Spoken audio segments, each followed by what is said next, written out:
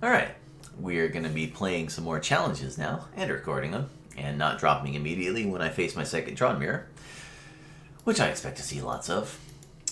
Things have changed since the last time I did one of these. Astrolabe is fantastic.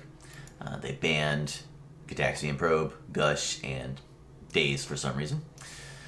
And a whole bunch of new cards are in the format. So, let's get started. Astrolabe is fantastic. It has made this deck substantially more streamlined and more powerful. Having 8 Prism effects gives you a substantial amount of colored mana, and it allows you to put things on the battlefield that you can flicker for advantage. It's very nice. You do need to support it with snow-covered lands, though. We're running 9 snow-covered islands, which I found to be enough. I don't feel comfortable going down to 8. But I could be talked into it depending on what kind of math we're looking at. Given we have so many snow-covered islands, we can't run that many utility lands. So the ones we've chosen are a remote isle for cycling.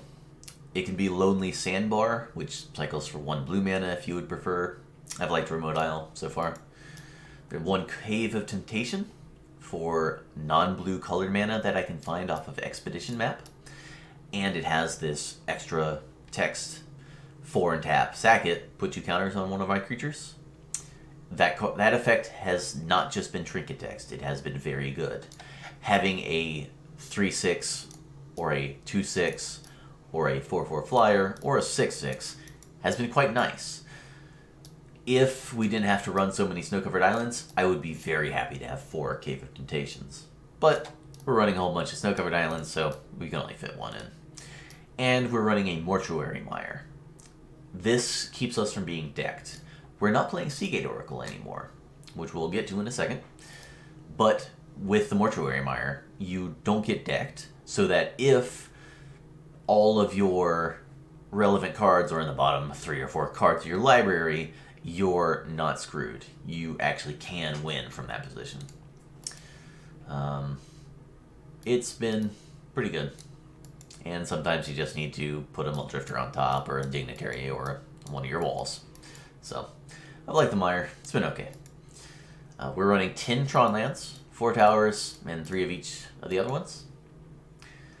Mostly that's so we can play 22 lands, because this deck does get flooded. We have 8 cantrips in these artifacts, plus the 4 land searchers. So we can get in position where we keep a 3-lander, we draw a land, and then we cantrip a couple times, draw 2 more lands, and now we've got all lands, no spells. So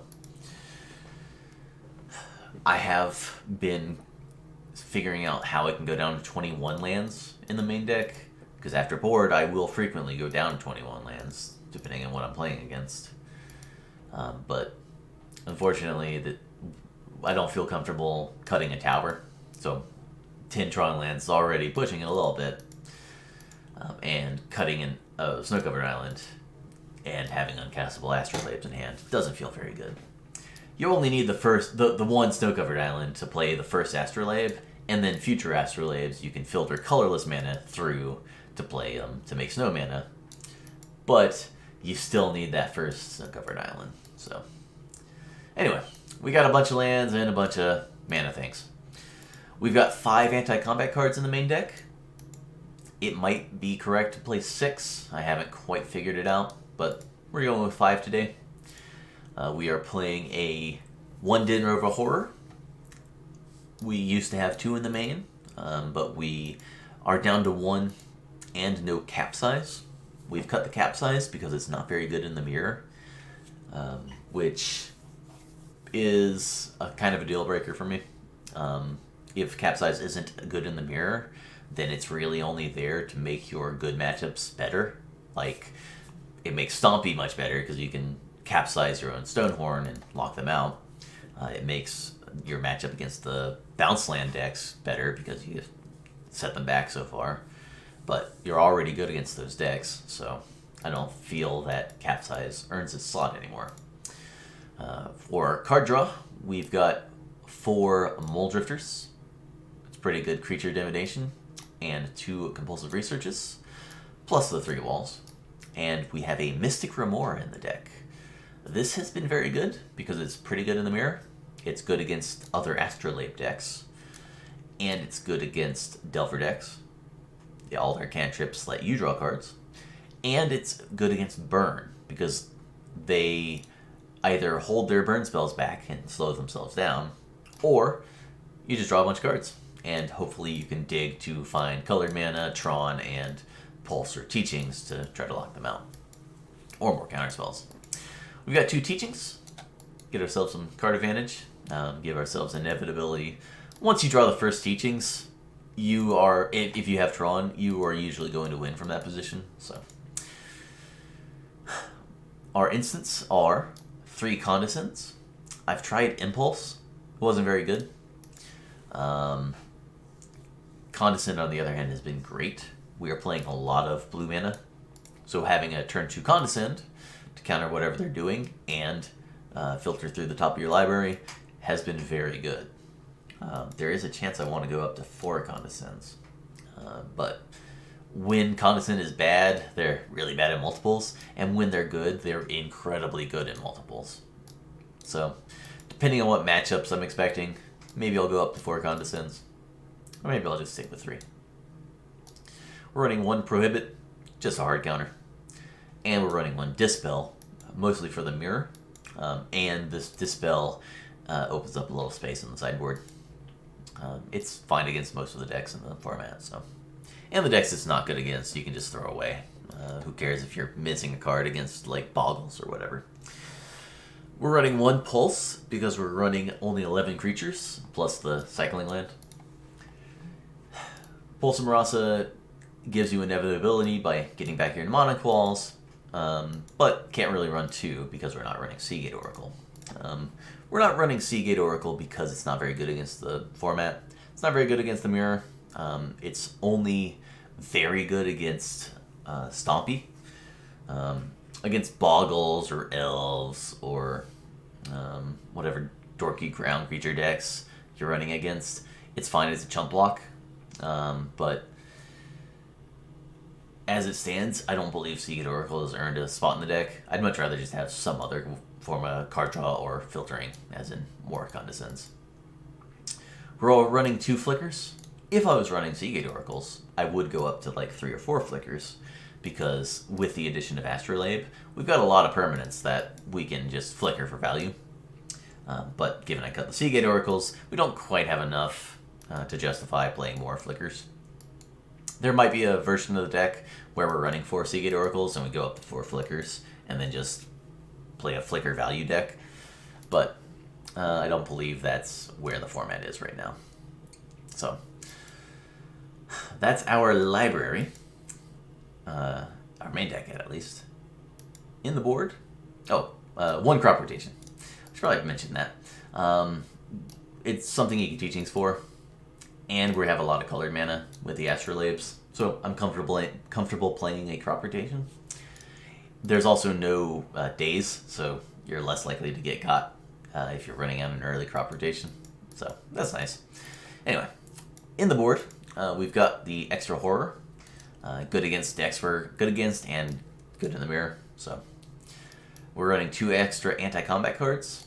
There's a chance I want the 4th Moments piece, but I don't have room yet. We are running 4 Pyroblasts. I've tried a Red Elemental Blast to go up to 5 of these. It's not worth it. I'd rather just have a Remora or 2. They have been pretty good against the decks Pyroblast is good against. We're running a Shattering Pulse instead of an Ancient Grudge. It's better against the mirror, and it does its job against Longbow. So the only thing you're missing out on is Grudge on Artifact Land and then Flashback Grudge on another Artifact Land. But most of the Boros Kitty decks have swapped to a lot of snow-covered lands. So you're less likely to get turn 2, Grudge your land, Flashback Grudge, kill your other land. Which is pretty devastating when that happens, but it's happened so much less often now. I'd rather just have Pulse to just kill 1 artifact land if I'm reduced to doing that. So, Shattering Pulse to destroy a fleet of astrolabes and prisms in the mirror is better than just having a grudge to kill 2 of the artifacts and then they just play 2 more. I'd rather have a more consistent way to just start popping one after another. There are the colored mana of the Tron opponent's wheel face. Anyway, we've also got these 6 cards. These are our anti-burn cards. 4 Hydroblasts, 4 Circle of Protection Reds. We want 4 Hydroblast anyway because it's good against the various Boros decks who are going to bring in Molten Rain and stuff like that. It's also necessary to have 4 Hydroblasts for Affinity because you've got to kill the Atogs or have things to counter their flings if you've already got combat locked down. So I'm probably going to stick with 4 Hydroblasts no matter what, but we've got these 2 Copper Reds, which we pretty much only bring in against burn or very bad affinity builds. And I don't know whether these belong here. There's a chance I should abandon the burn matchup, cut these Circle of Protections, and just rely on drawing a bunch of Hydroblasts in the Pulse. And then make my other matchups better by getting the extra piece in here, maybe adding another Red Blast.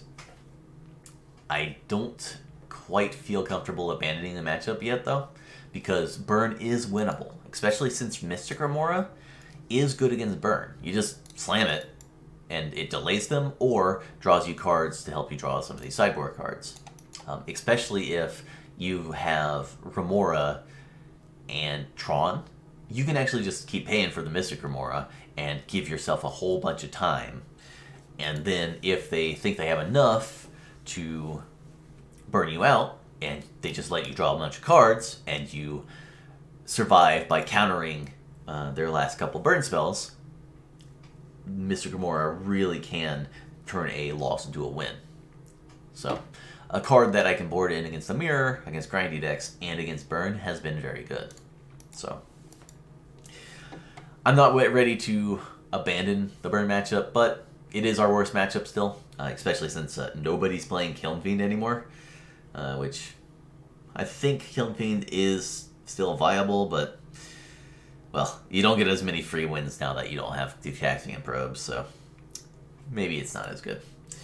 Who knows? I'm just going to be playing Tron, and I expect a lot of other people are going to be playing Tron. Turns out that Astrolabe is incredible. People are going to be playing Tron in huge numbers in this challenge, so I expect a lot of mirror matches, which is unfortunate because the mirror match is super boring and super swingy, and it kind of feels like a really dumb matchup, but I mean, this deck is very powerful, so I understand why people are going to play this deck. Which I really wish they'll ban Tron and Astrolabe and Delver and Foil. Like, Tron is so stupid. It should have been banned on the last go-through. They banned Daze and didn't ban anything from Tron. That makes no sense.